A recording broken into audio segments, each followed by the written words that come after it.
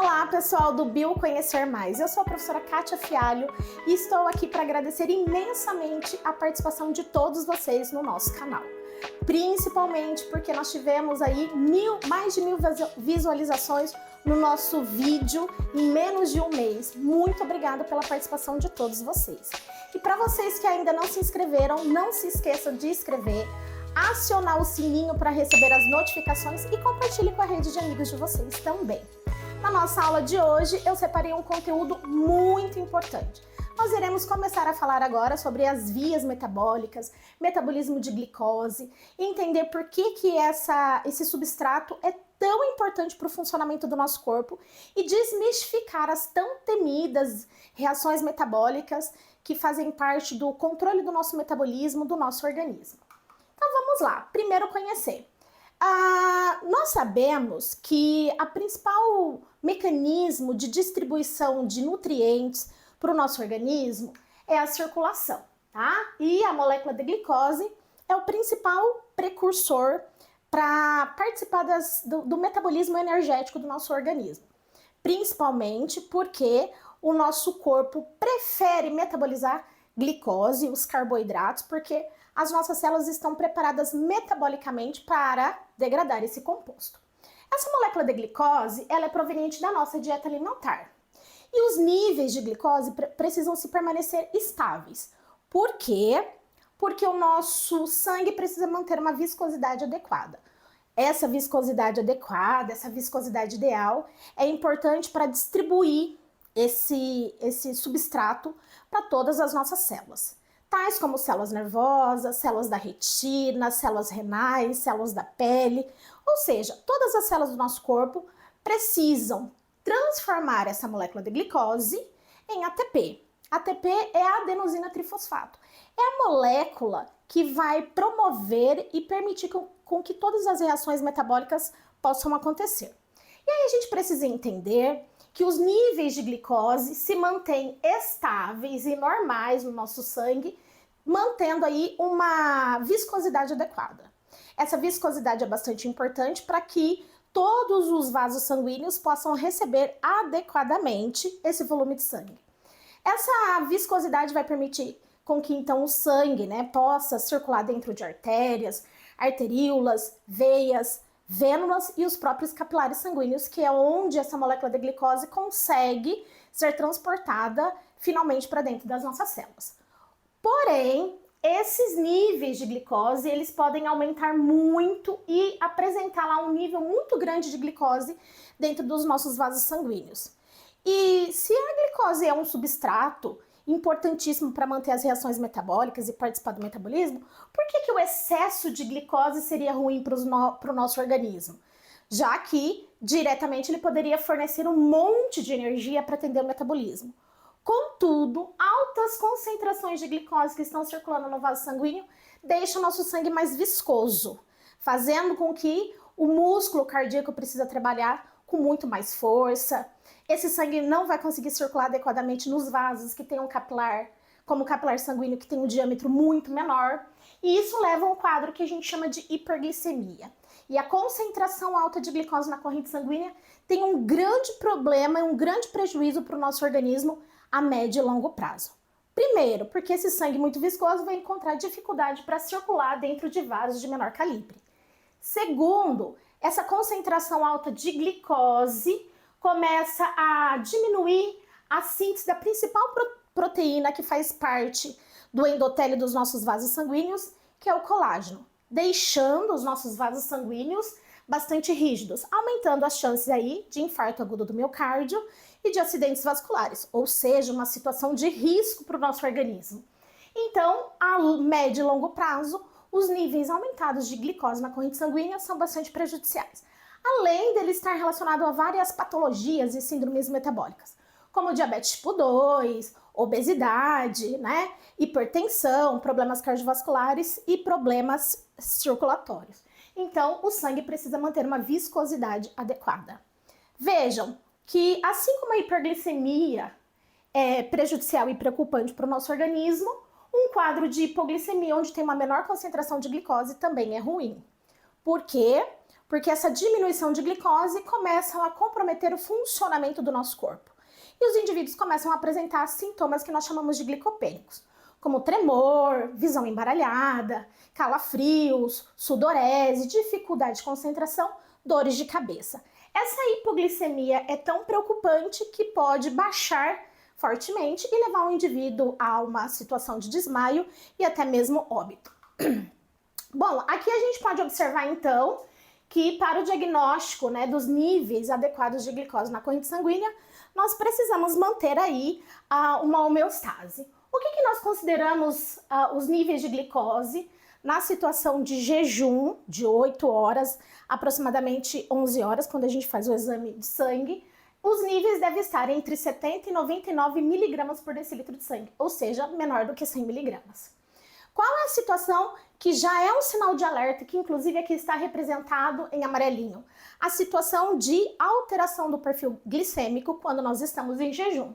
Isto é, quando esses valores estão entre 100 a 125 miligramas por decilitro de sangue.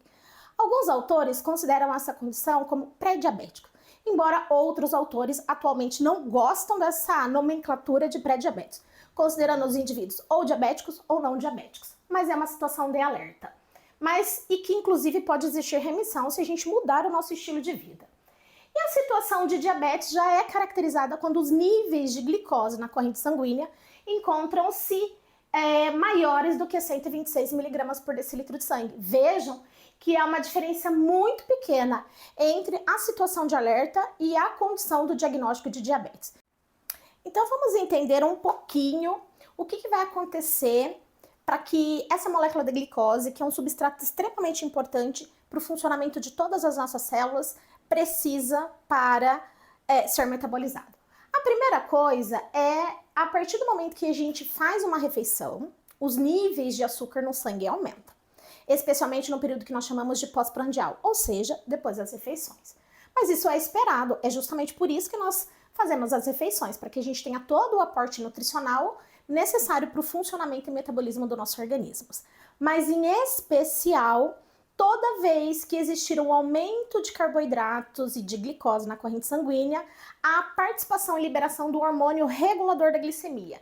Esse hormônio chama-se insulina. Esse hormônio regulador da glicemia ele é produzido pelas nossas células beta-pancreáticas. Eles caem na corrente sanguínea e circulam. Ao circularem na corrente sanguínea, todas as nossas células vão apresentar os receptores de insulina. Qual o papel desse receptor de insulina? Permitir a ligação dessa molécula de insulina ao receptor, que está localizado na membrana de todas as nossas células, e neste momento os glúteos ficam exteriorizados na membrana plasmática e podem absorver, permitindo então com que a molécula de glicose entre nas nossas células e possam ser metabolizadas. Lá dentro das nossas células elas vão ter vários destinos, mas o destino principal é ser oxidada para que ela possa produzir energia o suficiente para atender toda a demanda metabólica das nossas células e do nosso organismo, permitindo então que a gente possa desempenhar todas as nossas funções fisiológicas e biológicas. Vejam, na membrana plasmática das nossas células não existe apenas o GLUT4. O GLUT4 é um transportador de glicose predominante nas células adiposas e nas células musculares estriadas esqueléticas. Mas existem vários outros tipos de glúteos localizados na membrana das nossas células, como os GLUT1, GLUT2, 3 e assim sucessivamente.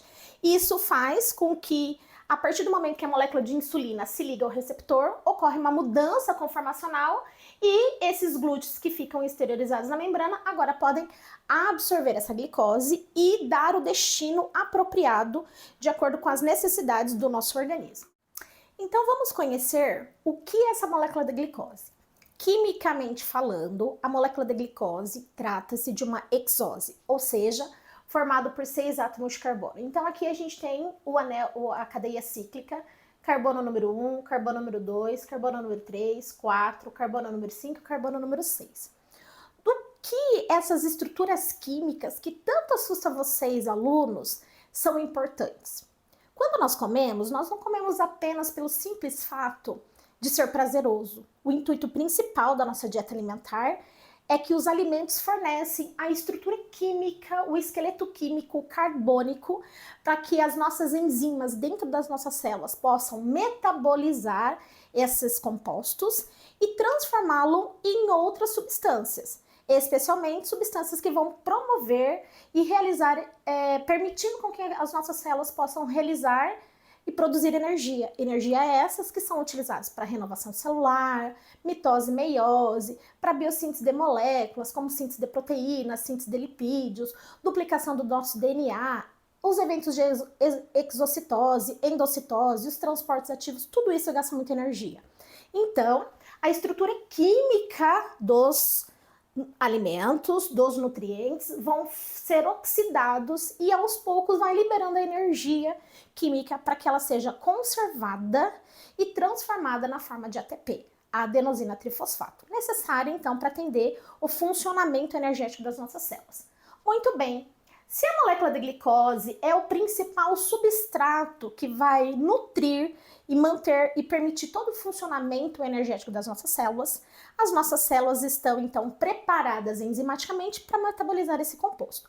Não que não goste de metabolizar outros alimentos como aminoácidos provenientes da digestão de proteínas, como os próprios lipídios, as cadeias de ácidos graxos para o metabolismo de ácidos graxos e de outras moléculas.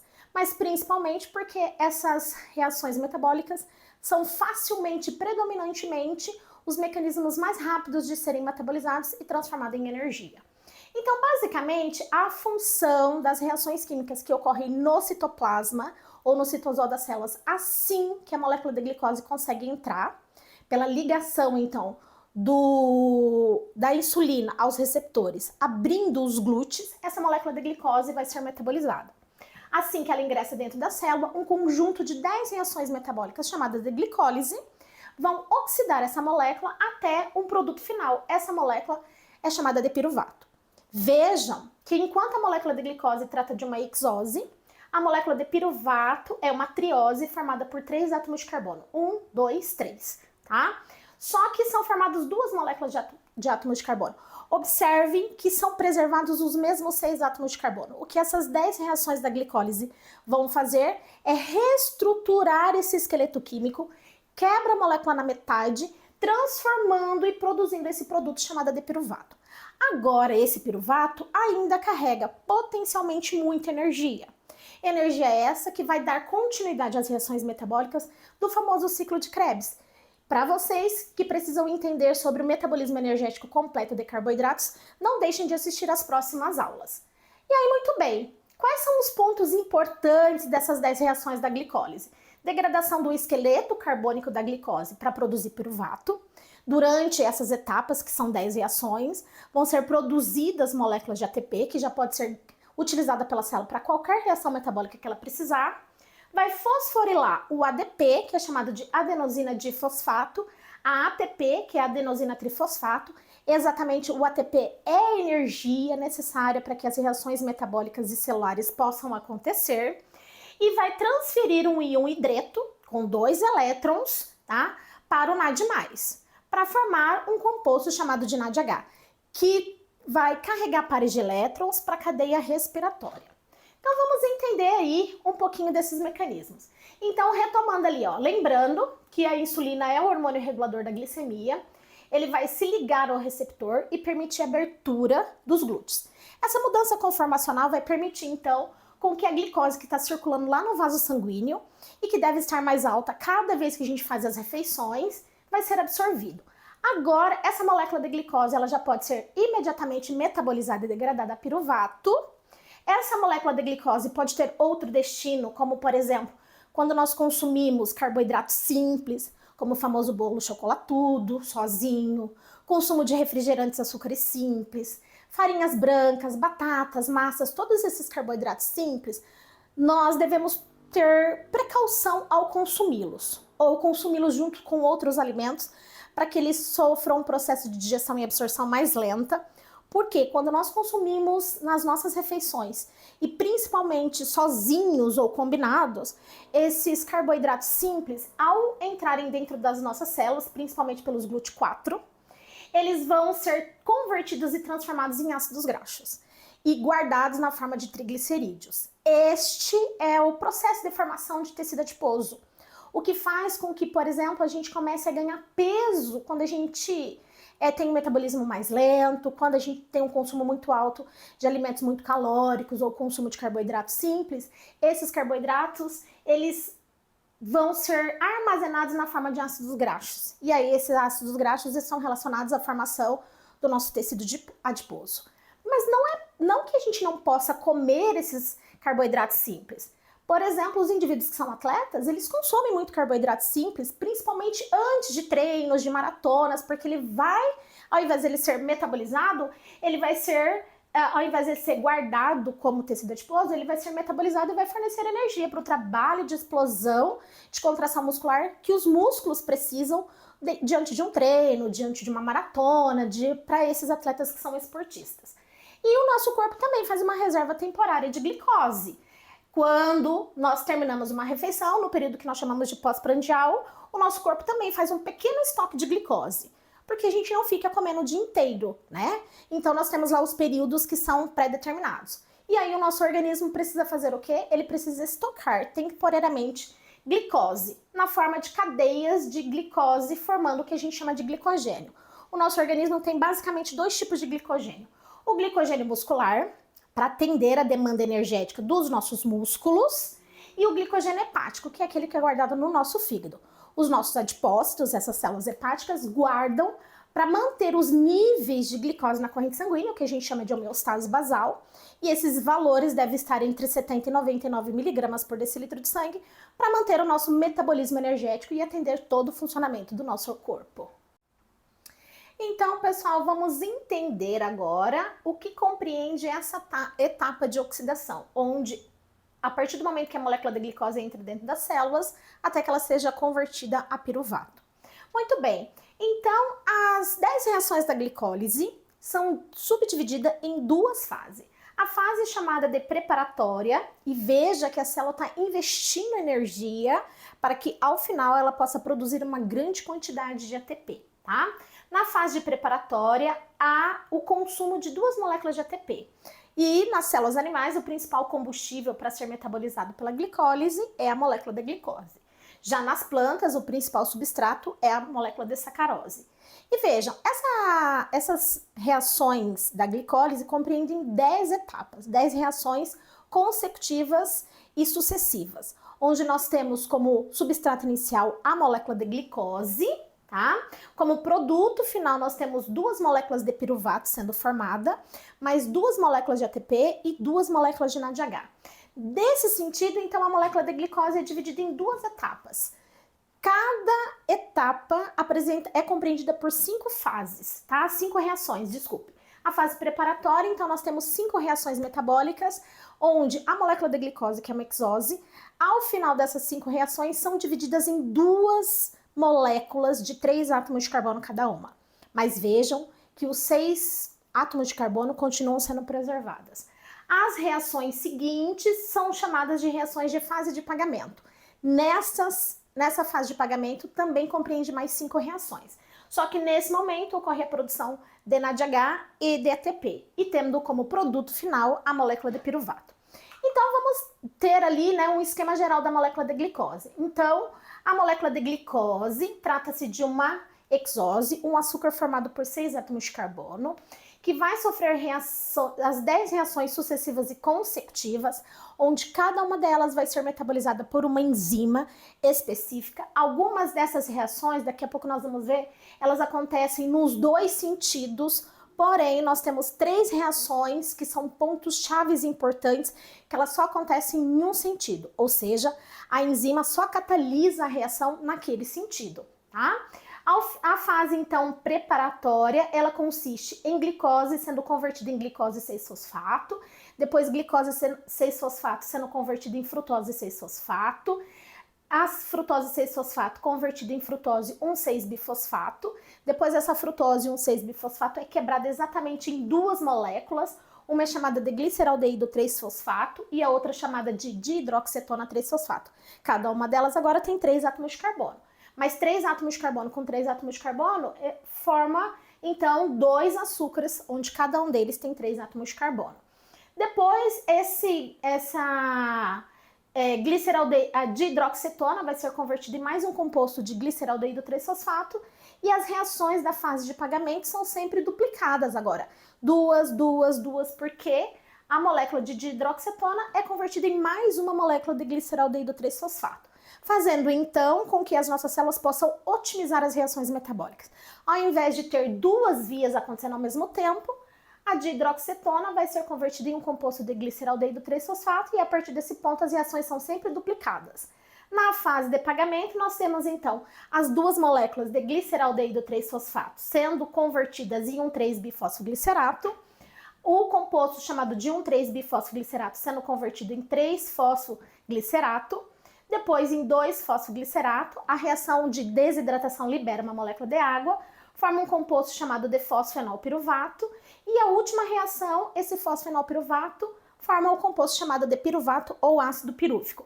E aí, na reação número 1 e na reação número 3, veja que ela é chamada de fase preparatória, porque as células estão investindo, gastando energia para realizar essas reações. A reação número 1 e a reação número 3 gastam energia, porque o fosfato do ATP vai ser transferido para o carbono 6 da glicose, depois para o carbono 1 da frutose, então a célula está investindo energia. E na fase de pagamento, o que nós temos? Na reação aqui número 6, nós temos a formação de duas moléculas de NADH, o fosfato, né? Então, ele está transferindo, o fosfato entra na reação e fosforila, né? Em carbono 1, formando um composto chamado de bifosfoglicerato. Nesse momento, o carbono 1 vai transferir o fosfato, liberando, então, formando ATP, que a gente chama, duas moléculas. E na etapa número 9, nós temos mais duas moléculas de ATP sendo formado. Ou seja, duas moléculas na reação número 7, duas moléculas na reação número 4, nós temos um total de 4 moléculas de ATP. Mas ela recebe o nome de fase de pagamento porque ela paga um ATP gasto na reação número 1 e uma na reação número 3.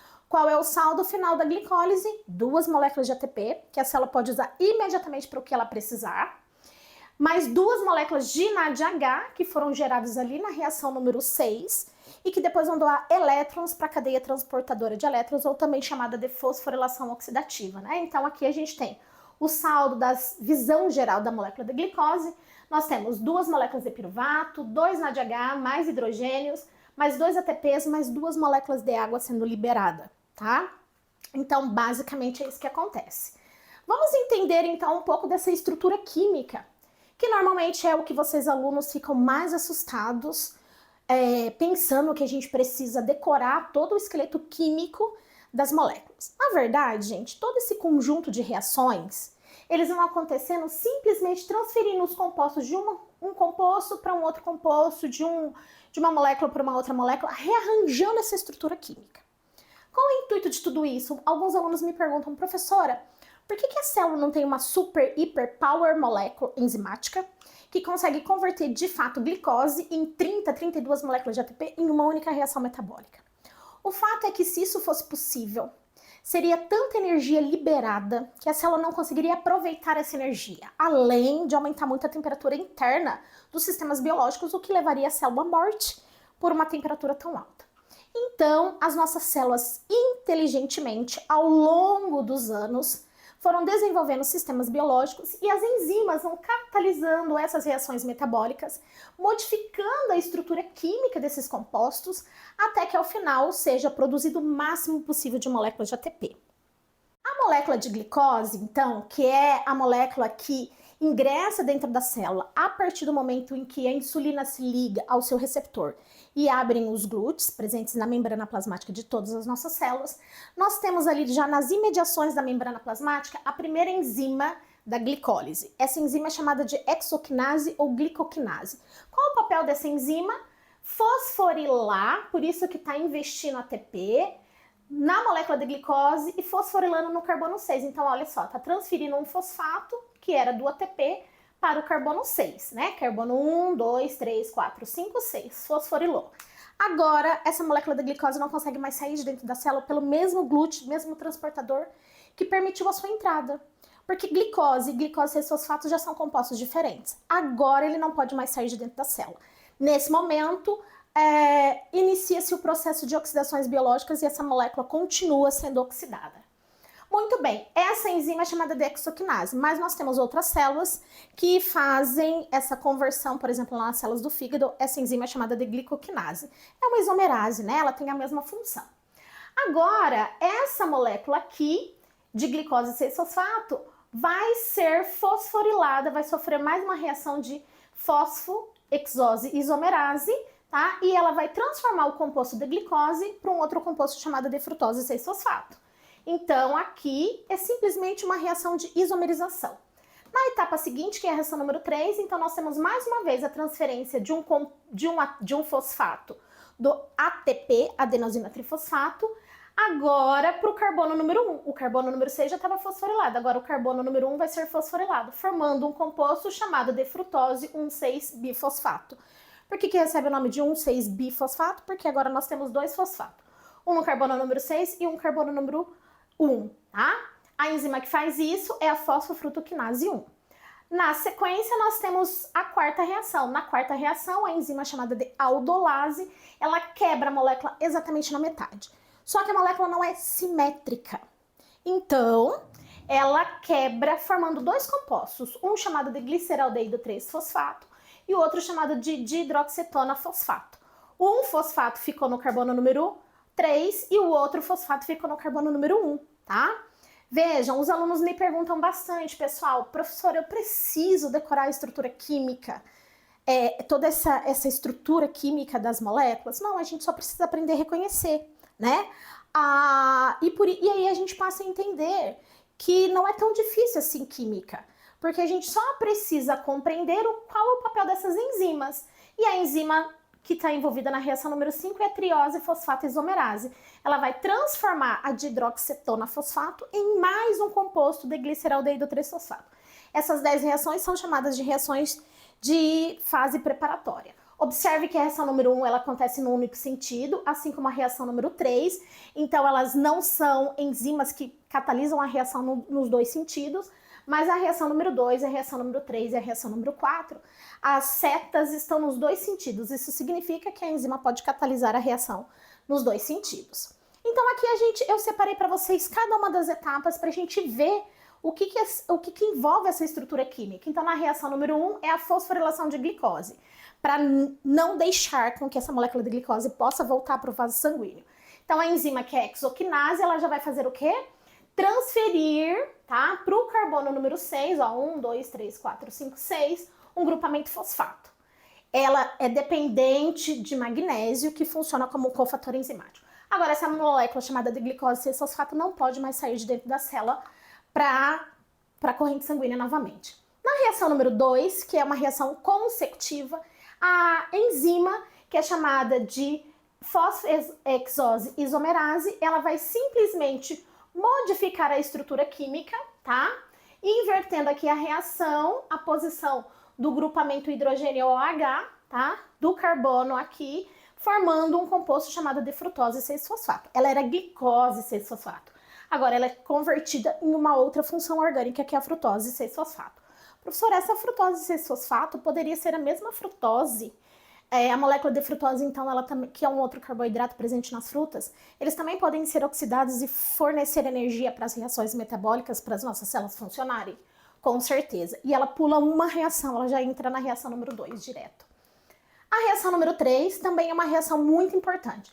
Ela se processa apenas no único sentido, que é catalisada pela enzima chamada de fosfofrutoquinase, chamada de PFK, e ela vai converter o composto de frutose 6-fosfato, formado na reação anterior, em um outro composto chamado de frutose 1,6-bifosfato. Também é um ponto importante porque um ATP também vai ser investido.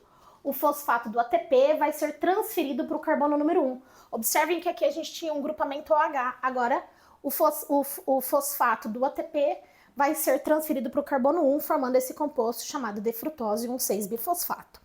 A reação também se processa no único sentido e nós também temos o magnésio como cofator enzimático. Professora, da onde vem esse magnésio? Da nossa dieta alimentar, tá?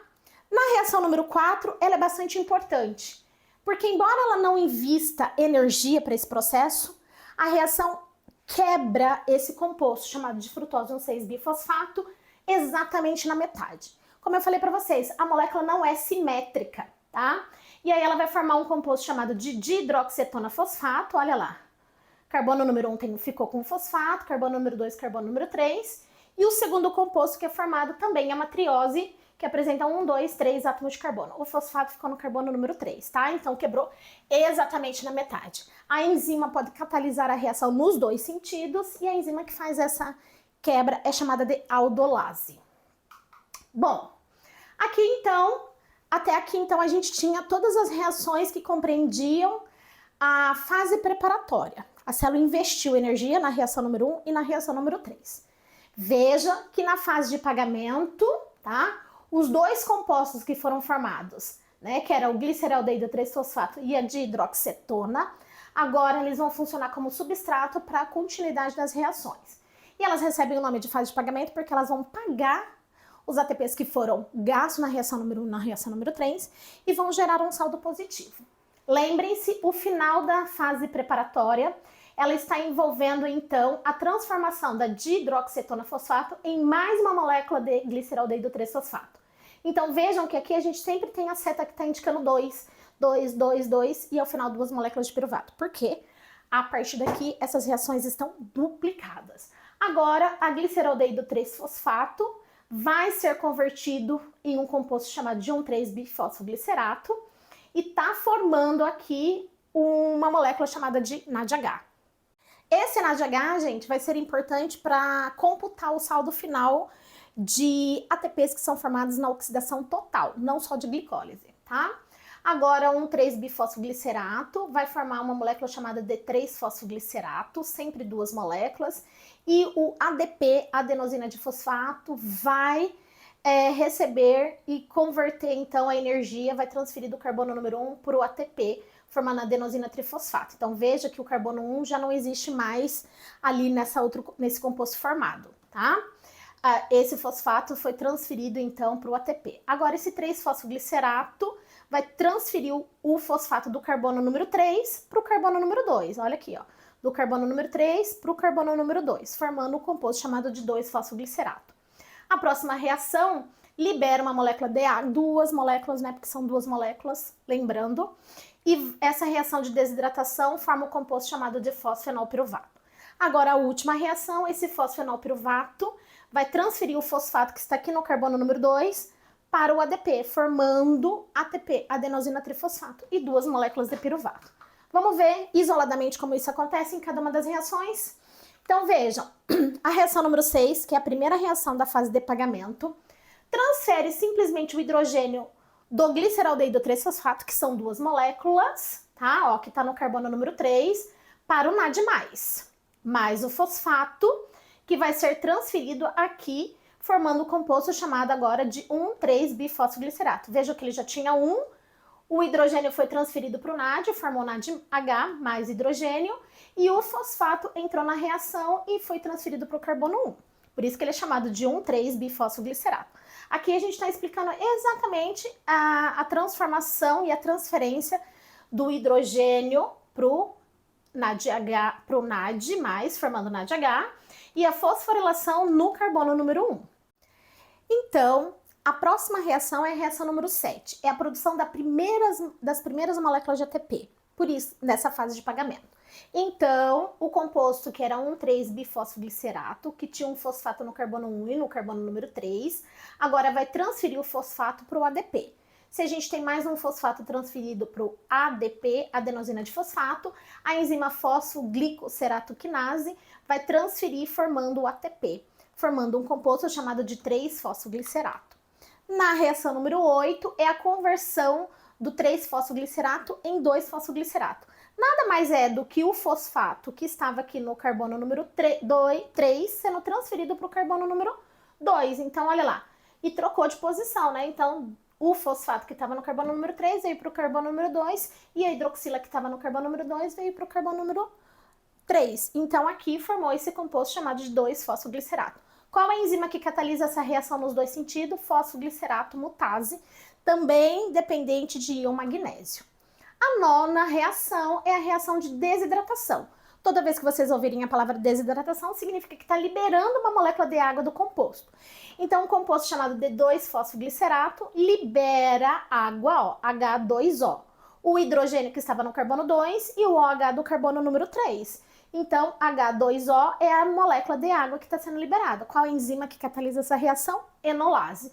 E forma o composto chamado de fosfenolpiruvato. Olha lá que o fosfato se manteve no carbono número 2. E a reação número 10, nós temos a produção da segunda molécula de ATP, nessa fase de pagamento, catalisada pela enzima chamada de piruvato quinase. Observe que a reação também só acontece em um único sentido. O composto que foi formado na reação número 1, fosfenolpiruvato, agora vai transferir o grupamento fosfato do carbono número 2 para o ADP, adenosina difosfato. Ele perde, então, o fosfato do carbono número 2 e transfere para o ATP, formando, então, a adenosina trifosfato. A reação química ela é dependente de magnésio e fosfato, tá?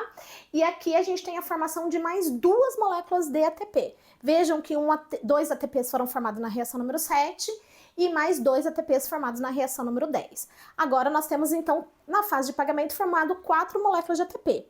2 pagam a reação número 1 e a reação número 3 da fase de preparatória e temos um saldo positivo de apenas 2 moléculas de ATP. Vamos ver aqui então um resumo que eu preparei para vocês da fase preparatória, que compreende 5 reações. Qual era o substrato inicial? Molécula de glicose. Um açúcar formado por 6 átomos de carbono. Qual é o produto final? 2 moléculas de gliceraldeído 3-fosfato. Continua sendo um açúcar, agora tendo a metade do tamanho, 3 átomos de carbono. E consumiu 2 moléculas de ATP, uma na reação número 1 e uma na reação número 3. A fase de pagamento compreende mais 5 reações enzimáticas. O substrato inicial são as 2 moléculas de gliceraldeído 3-fosfato, que é o produto final da 5ª reação da fase preparatória. Cada composto também é um açúcar com 3 átomos de carbono, então 3 com 3 nós temos os mesmos 6 átomos de carbono. E o produto final nós temos 2 moléculas de piruvato. Essa molécula de piruvato é um ácido orgânico, por isso que a gente também encontra a denominação de ácido pirúvico, que é uma molécula contendo 3 átomos de carbono. O produto final nós temos 4 moléculas de ATP, mas o saldo positivo são de apenas 2 moléculas de ATPs. Lembrando que 2 pagam as 2 que foram investidas na reação número 1 e na reação número 3. E aí, pessoal, a gente precisa entender, então, aonde que todas essas reações estão acontecendo nas nossas células. Então, veja, a molécula de glicose chegou através da circulação sanguínea, a molécula de glicose entra através dos glúteos, que estão presentes na membrana plasmática de todas as nossas células, e eles são dependentes da abertura do hormônio regulador, que é o hormônio insulina. Essa molécula de glicose entra dentro das células, elas vão ser rapidamente oxidadas, tá, até piruvato. Ainda todas essas reações são geradas aqui dentro do citoplasma das nossas células. E aí agora o que a gente vai ter é o seguinte, esse produto final, que são essas 2 moléculas de piruvato, cada uma com 3 átomos de carbono, agora vão conseguir atravessar a membrana externa de mitocôndria, membrana interna de mitocôndria, e dar continuidade às reações do ciclo de Krebs e da cadeia transportadora de elétrons. Quando essas oxidações biológicas continuam acontecendo, ao invés de serem produzidas apenas 2 moléculas de ATP via glicólise, nós teremos um saldo positivo de até 30 a 32 moléculas de ATP.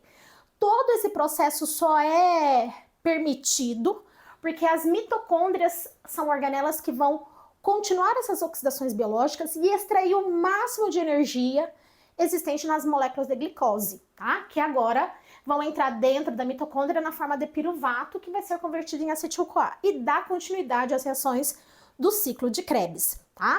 Não percam os conteúdos da nossa próxima aula, e se essa aula fez sentido para você, curta, compartilhe com a rede de amigos de vocês, porque de fato bioquímica não é uma disciplina que muitas pessoas da área de saúde, os estudantes e até mesmo do ensino médio têm facilidade. Então envolve um conjunto de eventos, de enzimas, estruturas químicas que assustam um pouquinho, mas vocês viram que o intuito principal de todas essas reações metabólicas é ir rearranjando a estrutura química e liberando energia aos poucos para que as nossas células possam aproveitar. Se essa aula fez sentido para vocês, compartilhem e curtam o nosso canal.